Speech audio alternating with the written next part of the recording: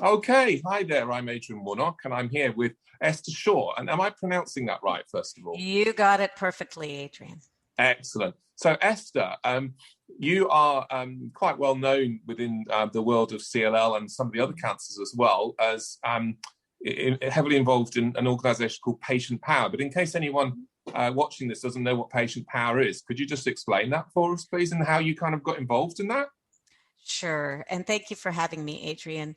Um, Patient Power is a website and a devoted staff of writers and video producers who are dedicated to educating and empowering patients across patients and care partners across a number of different cancer types.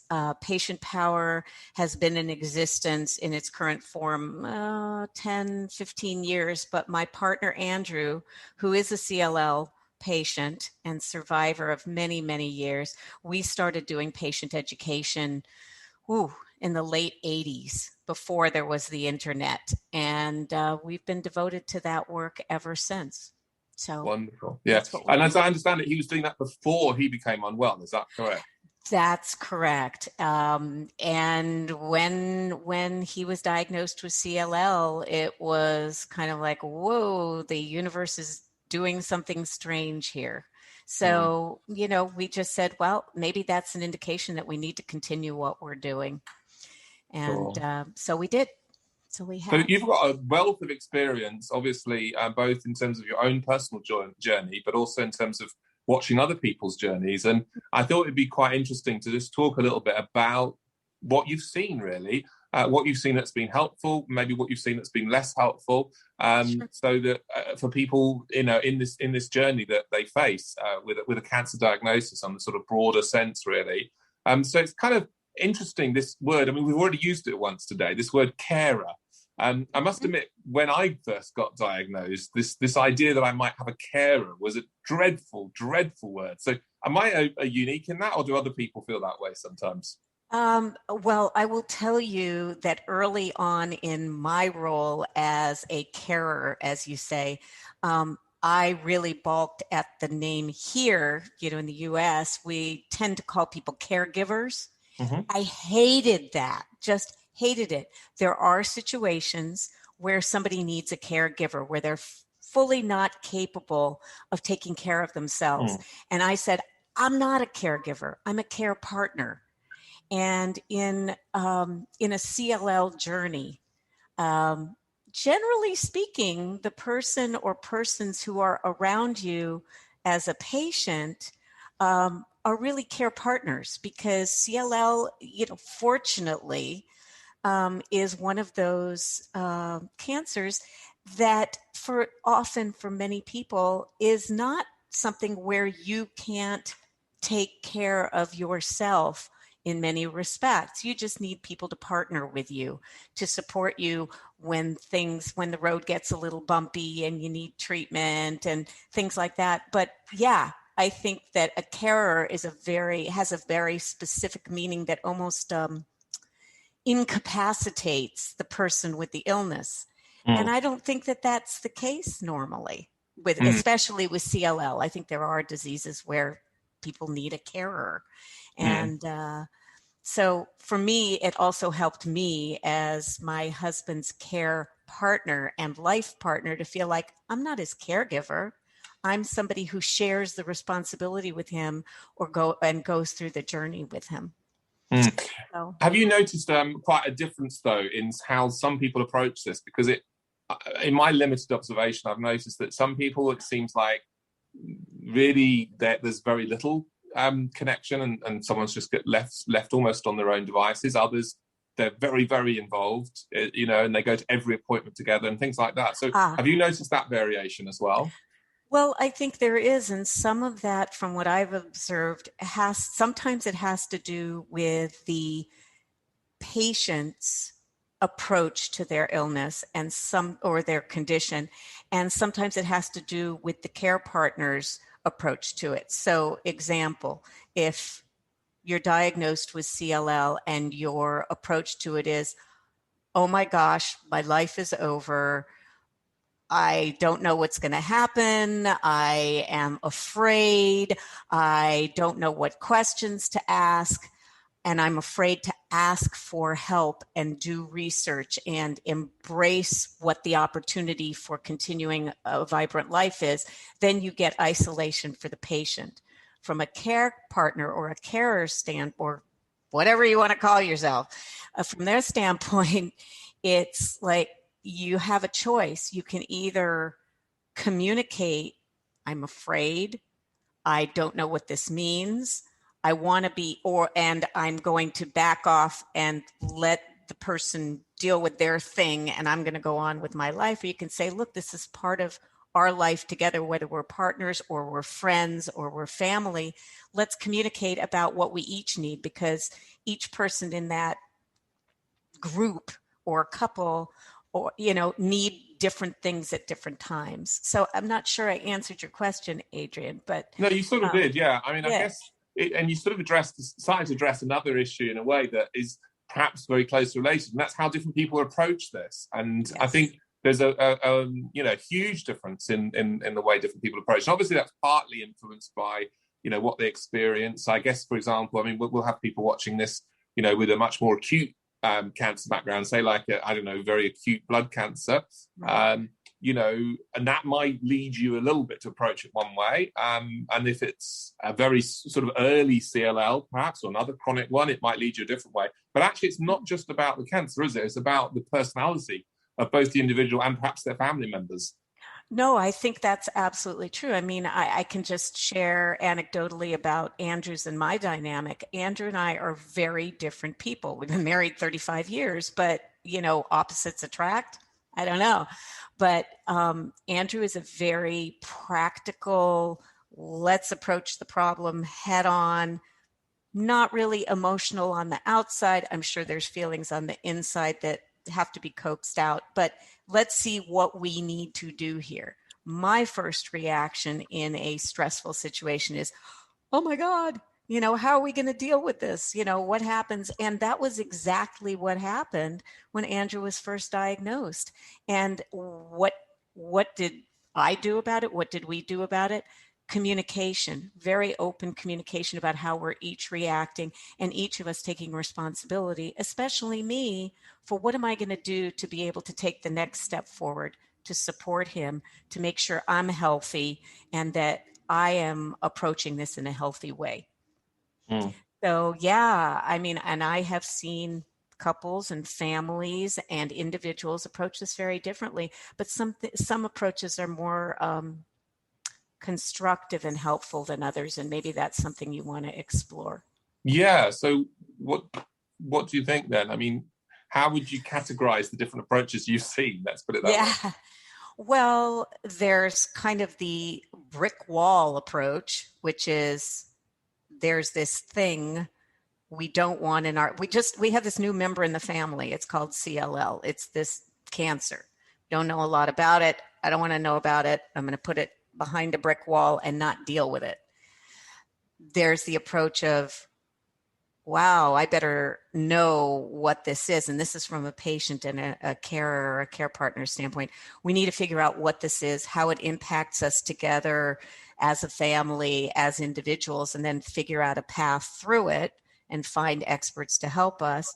And then there's some people who acknowledge it and just say, oh, well, I'm going to live for today and whatever happens, happens. And I kind of feel like the first one's not very productive, doesn't offer tomorrow being very,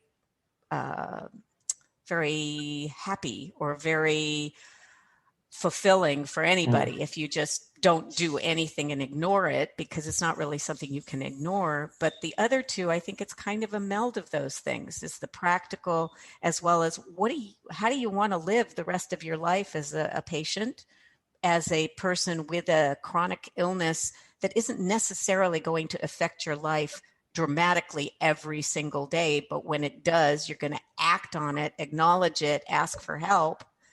I think it's kind of a mix of those things. And, but I think there is one other thing, Adrian. I think it's really important that both patients and their care partners, carers, acknowledge that something's different in their life. And it's like somebody who came to visit, and you give them a room, feed them if you want to, acknowledge they're there, do what you have to take care of it, and then go on with the rest of your life. Because it isn't at this, at that stage when you're a CLL patient, generally speaking, and I know there are exceptions, the rest of your life goes on. It's just there, and there are times when it needs to be treated. There are times when it doesn't. And then if there are impacts on your life, you just kind of, here comes the curveball. What do you do about it? And that's kind of how, yeah. So have you seen, what sort of unhelpful things have you seen in that dynamic between, carer and patient, would you say, and vice versa? I think the most unhealthy thing I've seen is lack of communication about each other's feelings. Whether it's somebody who's been diagnosed and they say, I'm not going to talk about it. I'm not going to deal with it. I don't want to get educated about it. And I don't want your help. And I don't want your support. And on the other side is a carer. There are times, and I'm sure people who are listening and you have heard, a carer will say, oh my God, I can't deal with this, and walks out. And we've seen that not so much with CLL, but things that are more acute and are in the moment very life-threatening. They're like, oh my God, my life is going to fall apart. I can't deal with this. But it all comes down to communication, because both people or a group of people dealing with an illness, they're all impacted in some way. But if you don't talk about it and you don't come up with a way to deal with it together, it falls apart. So I think lack of communication and honesty about how you feel are the most non-productive things I've seen. And it's painful for some people to share their feelings, but when you get them out, then you can deal with them. And of course, there are some people, I guess, don't really talk about their feelings very much at all. Or right. You sort of hinted at that, even perhaps in your own marriage. But I wonder how you deal with that when someone just doesn't really want to talk about how they feel, or perhaps actually as well, that can have another effect where there's a mismatch between perhaps one person who wants to talk about how they're feeling and the other person who doesn't, and who may even criticize that person, say, oh, you're just being negative. Come on. Well, it's that's a toughie. And I think that if someone has the personality of not wanting to talk about their feelings and process it internally, I don't think that issue has to necessarily get forced. Because there are people who the way they deal with pain or with something negative is to say, I'm just going to swallow it and move on. And in a way, communicating that with the people around you is a first step to say, look, don't pressure me. I need to do this in my own time, in my own way. But then what happens, Adrienne, is that the people around them need to figure out how to deal with how they're reacting to the situation. I'm not sure that's the healthiest thing. I mean, if you don't at least know where the other person's coming from, I'll tell you a personal anecdote. I've learned to say to Andrew sometimes, are you in your nothing box?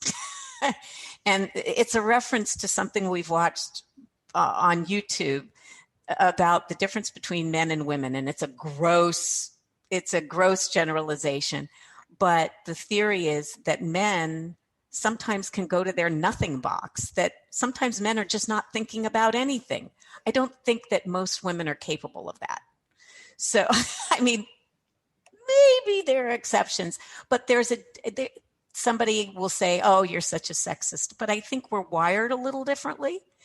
And there are different personalities. I think there are people who simply can compartmentalize and say, this is part of who I am.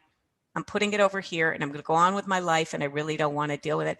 And I do think that if it's somebody like that and it's a patient and it's a partner or a family member and they say, you know what, I just don't want to deal with it right now, that should be okay. But then the people around them have to accept that and communicate how they're feeling or get external help to deal with how they feel, which is what I did. I mean, and I'm happy to share that. Yeah. Do tell us a little bit about what that looked like for you. Well, when Andrew was first diagnosed, and this was a long time ago, we had 2 small children under the age of 6, and we were wanting to have a 3rd child. And I completely fell apart when Andrew was diagnosed with CLL, and it was kind of the typical cancer. You're not going to treat it right now. You're going to just let it do its thing for a while and then figure out to do. That's that old watch and wait, watch and worry, or what are they calling it now? Proactive observation or whatever. And I couldn't cope with it.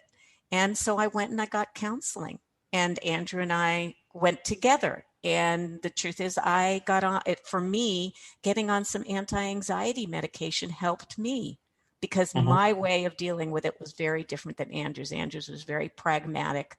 This is what it is. I'm going to learn about it. I'm going to reach out to other people with it. I'm going to look at who the doctors are. And once I got my act together, we did that together. But you're 2 individuals, or you're a group of individuals, and people are wired differently. And I think it's an acknowledgement of differences, but being able to confront that and say, we're different, but we each have to deal with this in our own way. And what can we do to support each other? So what about if it's the other way around? If the patient is the one who is perhaps falling apart a bit, or finding it difficult, or maybe having symptoms that perhaps it's hard for the partner to recognize, things like fatigue, which can, for some people, be very, very debilitating. Yes. And you can sometimes have some, one thing that people have mentioned to me is sometimes, and again, not wanting to stereotype, but maybe if... Sorry about that. Yeah, but if the partner's someone from a military background, for example, or has that kind of almost like kind of cheerleader type mentality, where it just kind of pull your socks up, for goodness sake, just do more exercise, or just do this, just do that, you'll be all right, kind of thing. And that can be quite difficult for the patient in that circumstance as well. So have you seen that, and any thoughts on that? Well, I have seen it and heard about it and read about it. And it is difficult because, again, people are wired differently, and not dealing on either partner's side, not dealing with that difference in approach is going to disintegrate the relationship really quickly. So if, let's say, my partner is, so you're saying the person who is the patient is saying, pull your socks up, and... No, the other way around. So the other way around. Saying the other way around, yeah. Right. Then the patient needs to look for other support. Say, I'm falling apart. My partner isn't dealing with it. And I think sometimes you have to, in that situation, force the issue, say, look, this isn't working for me. I'm in pain. I need us to get together, whether it's just us or with somebody else who can reflect back what's going on. I mean, you can tell I'm an advocate for having somebody who's not intimately involved in that dynamic to look at it and say, this is the impact of your behavior. This is the impact of your behavior. How can you continue to live together and work together in this situation? Because if somebody says, pull your socks up, deal with it, and the other person is in emotional and physical pain, it's not helping either of them. So there's not a blame here. It's just you're talking about 2 different people and 2 ways of processing it. And it's first acknowledging the difference and then saying, I mean, if we want to continue to live together and support each other, how are we going to do that productively? Yeah. It's not easy at all. I mean, I can't imagine that. Sometimes I have to push. I mean, I wouldn't say Andrew's a wall person. He's just more practical and less emotional about things than I am. Sure. Sometimes he has to pull me along and say, pull your socks up. And that's okay, but we talk about it. And I know that, I know for some people that's not easy. I don't really, other than getting somebody externally who is trained to work with that dynamic to help. And I think, it's interesting what you were saying as well, that this idea of getting support outside of the relationship, because I do think sometimes we have this idea that all our support should come from our partner, that somehow there's a sort of exclusivity there, and an intimacy and a feeling that it's almost a sort of letting that person down if you go outside of that relationship for help. But I guess there are times when you really need to do that. Well, and it doesn't necessarily need to be a trained counselor. I mean, it could be that if you're the one who's falling apart and you have a partner or whoever has been your main support can't dial in to what's going on, it could be a family member. It could be a good friend. I remember when Andrew was going through a clinical trial, it was very frightening for me. And I excused myself from one of his first treatments, and I went downstairs. I remember this clearly at MD Anderson. I called my mom and I broke into tears and I said, I've got to be strong for Andrew. I feel like I've got to be there for him, and it's so hard. And just having somebody other than the person who is going through this, it's a trauma, it's hard, can sometimes just really, like a good cry or throw a pillow or whatever can release some of that anxiety. And having somebody else who can just listen, be able to listen to you. And I've been through all those different scenarios along the way. I have children who listen. It's very good. Yeah. Because I think sometimes, of course, it can happen the other way as well, where the partner, like you said about feeling strong and all the rest of it, can be quite difficult for the partner, I think, sometimes as well. Like maybe, for example, people forget to ask how they are doing. They're only interested in how the one with the cancer's doing. I mean. Right. Well, and that does happen. And I don't know, maybe it's just the kind of personality I am. I will sometimes say, hey, what about me? This is hard. And sometimes I've had to seek out people that I know I'm close to, or a family member, or even a counselor on my own, to just say, this is what I'm feeling right now. So I really believe that both people, or all the people involved in a serious chronic illness especially, are going to go through different stages. And I think it takes a lot of self-awareness about what you need as an individual, and being willing to look outside yourself. What does the other person need? Yeah, no, that's right. And I guess one of the things which is often a big difference, and we've sort of hinted at this before, is the amount of knowledge people want. So some people want to just leave it all to the doctors. Other people want to become practically a PhD in the subject themselves, and get so involved that they get perhaps heavily involved in one of the patient groups or whatever. So how do you navigate that? And I mean, I guess in some relationships it'll be one person will take that responsibility to educate themselves rather than both. And you must have seen a lot of families like that. Yeah, and it's all over the map. You're absolutely right, Adrian. It is all over the map. I would say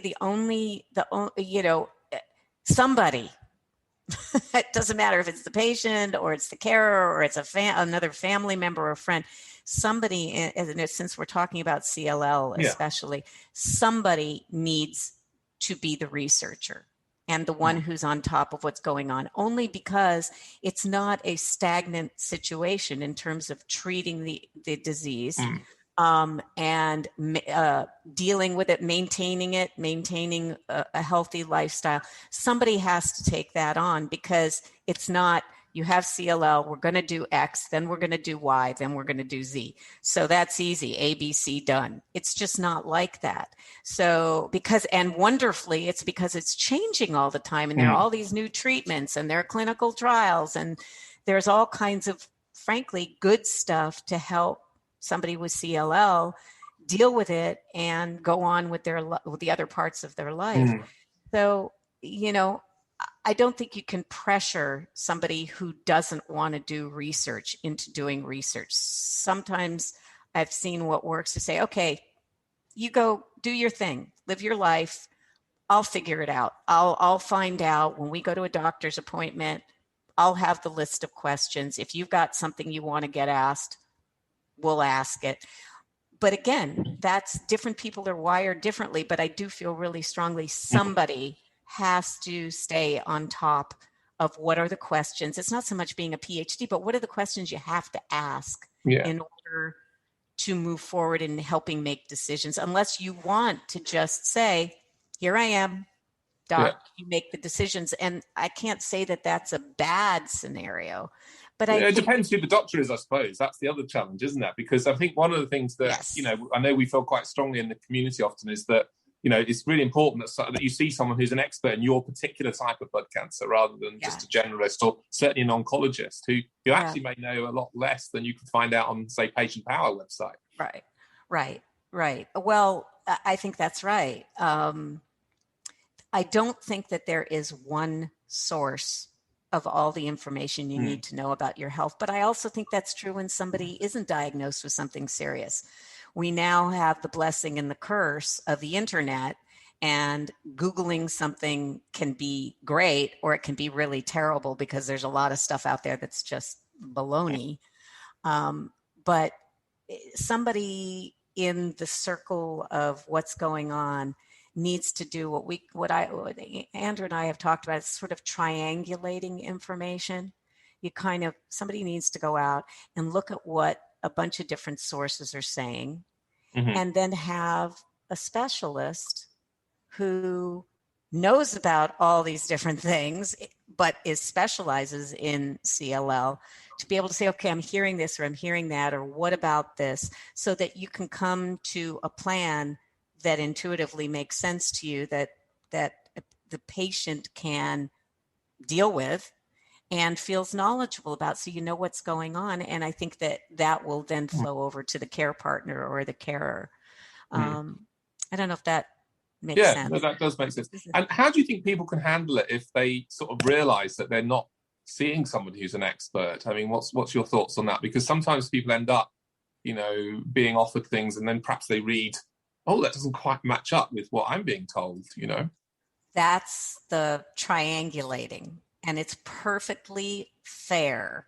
I mean, I think there are a lot of people who think, oh my God, I don't want to insult my doctor. He's been my doctor for 50 years, 20 years, whatever. I don't want to insult him. But the truth is, it's your life. It's you, and it's how your life impacts the people who love you.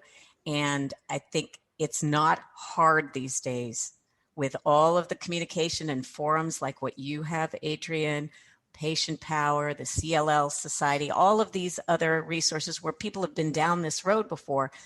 It's very clear where the specialists are. And I just don't think there's an excuse for not finding somebody who sees this condition regularly and is reasonably up on what's coming, what are the next things that are possible. So I think you sort of have to put away ego or afraid of hurting egos and say, what's going to be best for me? What's going to help keep me healthy? And if your doctor's upset, too bad kind of thing. Too bad. Yeah. So this is, I suppose, Patient Power comes in here a little bit, doesn't it? And advocacy. And how would you talk to somebody who feels perhaps a sort of more old school approach to doctors, where it's like, oh, they know, doctor knows best? I think it's more, the way that, and I've had this conversation with a number of people. That conversation about, I think I need to see a specialist doesn't have to be adversarial. I mean, we did go through that early on. There was a primary care doctor who helped diagnose what was going on for Andrew. And as we read about the diagnosis, by talking to people like you, by talking to people in forums, other people who had found a specialist, we came to this internist and said, you know what? We really feel like we need a consultation. The three of us, the doctor, the patient, the carer, we feel a need to talk with somebody who sees this condition more often. We want you involved in the conversation if you want to be involved in it, but I think it's a consultation rather than goodbye. We don't want to see you ever again because you don't know what you're doing, but it's more, we need more information, and we'd like, you're welcome to be involved in that. And so I think the idea of, it's not so much blowing off your generalist doctor, it's more of, we need more information, and we hope you'll come along with us to get it. And how, I mean, how pushy do you need to be sometimes, though? I mean, what happens if the doctor says no and gets offended? What would you do then? Get a different doctor. Yeah. That's inexcusable. Yeah. And I've talked to people who that's happened. They've gone and they said, don't bother. The doctor has said, you don't know what you're talking about. I'm the doctor. You're the patient. If you don't like what I'm saying, go get another doctor. Yeah. Well, they've said it themselves then, haven't they? Pretty much. Yeah. Pretty much. Yeah. But, I really hope, Adrian, that there are fewer and fewer doctors. Now, I with all due respect, I don't know how different the situation is in the UK and in other countries. In the US, there's definitely been a sort of a drumbeat evolution of younger physicians, younger oncologists coming in who get the idea of dialogue rather than I'm the doctor, you're the patient. Old school, new school, whatever. But we also have a lot of very bold patients and patient advocates and carer advocates who are saying, we're not going to do that model anymore. Yeah. So change there is a partnership, isn't there, that needs to happen. It is and it's funny because sometimes it can be frustrating the other way because, one of the things at the moment, specifically in CLL is quite interesting, is this whole business about what do you do first line? And it increasingly seems like, for most people it's a choice. Well, there's other options, but let's just make it simple for a minute, between venetoclax or ibrutinib. And there are pros and cons of each. And often I'm hearing from some people that they go to the doctor and they say, well, what do I do? And the doctor more or less says, we'll do whatever, toss a coin. And it's like, it would be helpful to have a bit more guidance sometimes, even if it's a question of, look, here's the pros of this one, here's the pros of that one, here's the cons of this one, and here's the cons of that one. But that takes a bit of time sometimes. And I guess that's where sometimes a website like yours or other websites, people can actually get some knowledge so that they then know the questions to ask their doctors. And there can be individual reasons that make a difference for one individual patient or the other. But, I don't know which is worse, really. The doctor says you must take ibrutinib because I think that's the best drug, or the other one who says you must take venetoclax because I think that's the best drug, or the one that says, I don't have a clue, take whichever one you want. I mean, what's worse as a patient, really? They all have their drawbacks. And all of them, they're not getting in a dialogue with the patient. And there's not the opening, what you just described, there isn't the opening for, well, let's get another opinion. Let's talk to somebody else. Let's look at another source. Because, it's not a good analogy, but there are other situations in life where before you make a major decision, buying a house, buying a car, deciding to have another child, choosing a school for your kids. In all these other situations, usually you don't say it's either A or it's B, and that's it. You kind of say, well, let me do a little research. Let's talk to some people who've been down the road before, and then you have a dialogue with your doctor. And if the doctor's like, well, I don't know, then either you change doctors or you bring somebody else in that can say, well, here are the pros, here are the cons, here's your situation. Yeah. Here are some and ultimately, sometimes it is the patient who has to make the choice, and that's hard. That's hard. Yeah. That there are 2 or 3 choices. They all have pros and cons. Yeah. That's what I have to make peace with the decision that gets made. Yeah. You have to say in it, but I think a patient needs to be educated enough to feel comfortable with that decision. Yeah. And if I remember your sort of story correctly, because I was able to interview your husband a while ago now, there's been a couple of moments where you've had to make some quite sort of courageous decisions, let's say, or sort of, not slightly thinking out of the box at the time. Am I right in that? Well, as entering clinical trials, the choice to enter a clinical trial many years ago, now it's out of date. It was an FCR choice 10 years before it became the standard. And now it's almost passe. Not passe. I know there are people where it's the right choice, but it's less the first line choice now than it was, say, 5-10 years ago. No, that's right. And that's true even in the UK. Until quite recently, FCR was pretty much the only thing that most people were getting in the UK, unless they had very specific markers. But just in the last few months, they've approved venetoclax and obinutuzumab, and that's often being used first line now for people in the UK and I think other parts of Europe as well. Interestingly, not so much ibrutinib first line; that tends to be second or third line. But it's just interesting the way these things work out, and then it changes so quickly, doesn't it? So yesterday's experimental treatment is today. Yeah, right. And I want to be clear. Many years ago, FCR gave Andrew and us, who love him, 17-year remission. Wow. And then he That's was amazing. retreated. So, and he was retreated with Gazyva. Sorry, I should know what I need to know what the non-commercial name for it is. But anyway, he was retreated and now has gone on. So I don't want to badmouth what was great then. It created a great bit of life for us, you know? Yeah.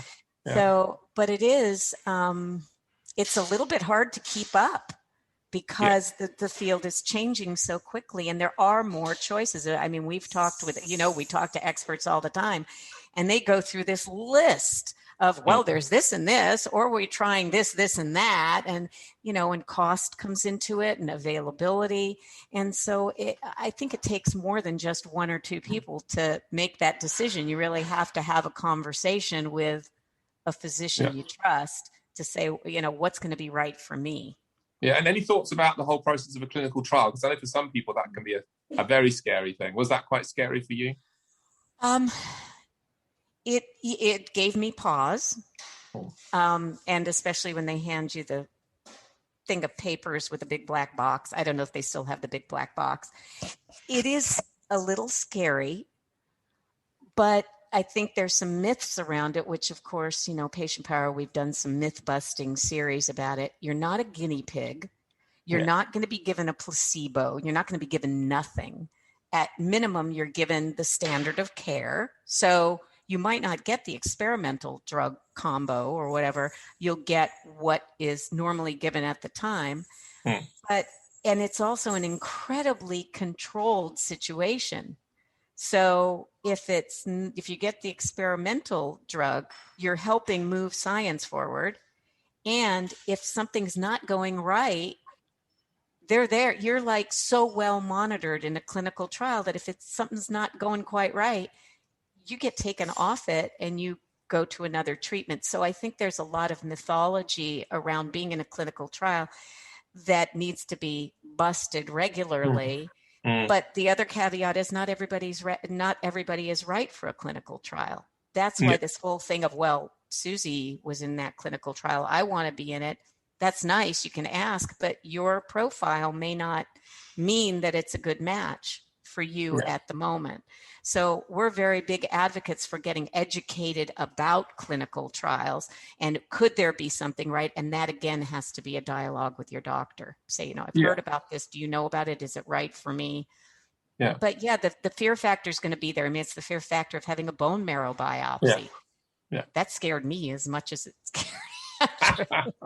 I'm sure. Because I had to be there once when it happened. It was but it's the reality. I think I don't know if you had one.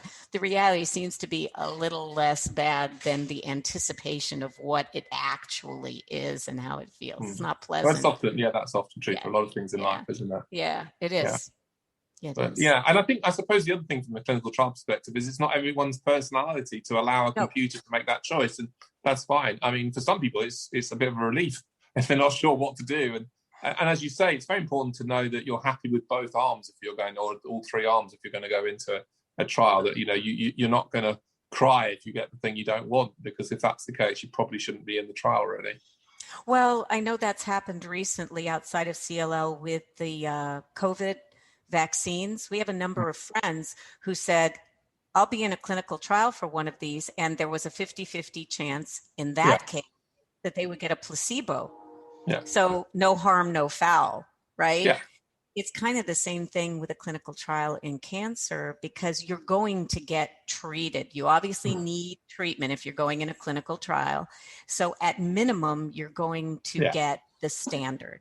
And then it's a question of being comfortable with it. Are you comfortable with an experimental, but it's controlled experimental? It's not, it's not like, oh, let's just pull this out of the air and see what it is. There's been 2 or 3 phases ahead of that to make sure that it's safe, that it's not going to kill you, and that it's not going to have some really untoward side effects. I mean, that's the way I understand human clinical trials. It's at a point where either it's going to help or it's not going to help. Yeah, no, that's right, and it'll have gone through a lot of research before it gets into the clinic as well. So but it may not be right for some people, and that's okay.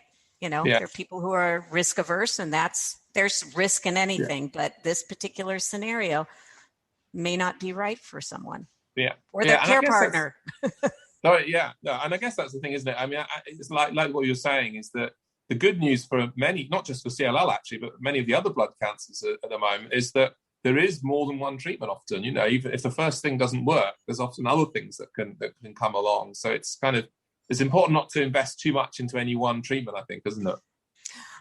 I think that's right. It's one of those, I think it follows along with any cancer diagnosis. You have to kind of look at where are you right now in your particular journey and which of the menu of things in consultation with your doctor, which is the right one right now.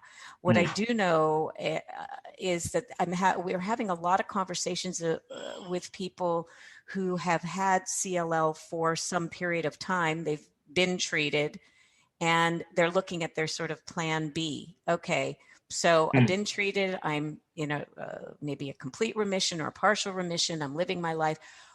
What do I need to know about when I need to be treated again? Because the landscape continues to change. Yes. So that's where the sort of ongoing lifelong education comes in. Somebody should be looking at, what if the other shoe drops again? What do I need to know about those changes and those options? Yeah. And the challenge, of course, is it can change, just in a matter of months, can't it? You can think you're on top of it all, and then 6 months later, something else comes along, which is exciting. It's a good place to be in many ways, because it's all about progress and development, isn't it? Yep, it is. It really is. And that's the thing that you kind of go back to school when you have a condition like this. Maybe I'm a silver lining kind of person, but what I've observed with CLL and some of the other chronic cancers, and there are a few of them, is at least you have the time, usually, to do the study, to look at what's out there, to have those discussions. In an acute situation, you really do have to have more trust that if a decision has to be made quickly, that you're with a doctor who knows, a physician, a medical team who knows, you got this choice, this one isn't right for you. We really need to go do this. And you have to be comfortable with just going with it. With CLL, usually you have a little bit of time to absorb that, have the conversations, and become knowledgeable and comfortable with what the choice is. Yeah, no, for sure. And I guess that's obviously an advantage for sure. But it also sometimes gives you longer to worry about things too. Let's be honest. Absolutely, it does. I mean, there's no time to worry sometimes in the more acute setting. Almost, it's like you get the diagnosis, and by the way, we're going to start treating this afternoon. It's like, I hadn't thought about it that way, but you're absolutely right. I can also say that I have a tremendous amount of empathy for both patients and their carers and care partners who go through the let's just watch and wait, watch and worry period, because we did that for 4 years. And every time Andrew would go for a blood test, 3 days before, I was a wreck. And, Mr. Practical we'll find out what's going on and we'll go from there. So I think you're right. And I just share that because I think I've been told, it's a pretty normal reaction because you're anticipating the worst and you have all this time to worry about it. So how do you deal with that? And I mean, eventually over time, over all those years, I got to the point, it's like, okay, blood test is coming up. I'm worried about it. Here's the box, put it in the box. I'm going to worry when I have to worry, because right now worrying isn't doing me any good. And, I continue to live that way because we're now both in a situation where we're dealing with 2 different cancer conditions. And it's... So you've got your own diagnosis then, do you? No, Andrew is dealing with myelofibrosis. Oh, right. Yes, of course. Yes. Sorry. Yeah. No. So I share that. Yeah, no, that's okay. So, I mean, I share that because I could spend all my days worrying about what's next. And so could he. because it's a lot of balancing act. But, if there was, I don't know if it's advice, it's like, face it, know what you're worried about, then find some kind of a mental box, put it over there, talk to somebody about it, and then go on with your life. Yeah. Because the worrying before you have to worry is not going to help. And it took me a long time to internalize that. I'm going to worry when I need to. But I guess there are times when you take that box down and look at it deliberately as well to make it easier to put that box up. Absolutely. And I guess that's partly where the therapy can come in. And you got it. Exactly. It's almost like making an appointment with yourself. This is now my time to worry so that I don't have to worry, That's an interesting way of thinking about it. Sure. And I mean, I think some people do that through daily meditation, or yoga, where you can get to a place where you can kind of let your mind do what it's going to do, go to that place, and then go to another place where now I'm going to go on and live my life today, and then I'm going to live my life tomorrow. And I think it's a skill. And, and some of us can do it better than others. I mean, for me, my anxiety meant I needed to have help. So I take medication every day, and it doesn't mean I'm not ever anxious. I am, but it helps me to process that anxiety. So I'm not saying better living through drugs at all. I'm saying every person is different, and there are these different tools that I think people need to consider. It's what works for the individual, isn't it, I guess? Exactly. I think so. Yeah. Well, it's been wonderful to talk to you, and I'm conscious that we've chatted quite a while, and that you got up nice and early so that I wouldn't have to stay up too late. There we are. So, so it's been great to talk, and I don't know if you've, anything else sort of burning on your mind that you'd like to say to people just as we come to an end that, perhaps we could have covered but didn't. No, I just think that the real takeaway that I've learned over all these years is that it's really, really important to listen, to if you're a carer, to listen to where the person who is living the condition is. And it's equally important to encourage the patient, the survivor, the thriver, whoever, to listen to what the carer needs. Because if you don't have that dialogue, you can't be a team, because it is a team sport. And I know there'll be family members who won't know what to say or do. It's really okay to tell them what you need. They'll say, how can we help? Well, say right now, there's nothing you can do to help other than just listen and just be there. Give me a hug when there's no pandemic. Or it's really okay to say, you know what? I just don't feel like cooking this week, or he's not feeling well, or she's not feeling well. If you're willing to order some food or come clean the house, whatever. My point is, it's that being able to listen to what somebody needs and to be able to react and do whatever you can do to make the situation doable and possible. So. Well, thank you very much, Esther. And I, encourage people to go and look at Patient Power and all the wonderful resources you've got there. And thanks for all you do for patients and their family members. So. Well, you too. You're building a wonderful community, Adrian. And please encourage your listeners and your community that, if there's any question that they have, they're welcome to reach out to me as well. Okay. At Patient Power, we have comments at patientpower.info. If you need guidance of what information we have, I'm happy to help. Yeah. Well, wonderful. Thank you very much. I'll let you go, Esther. Thank you. Okay. All the best. Thanks a lot. Okay, then.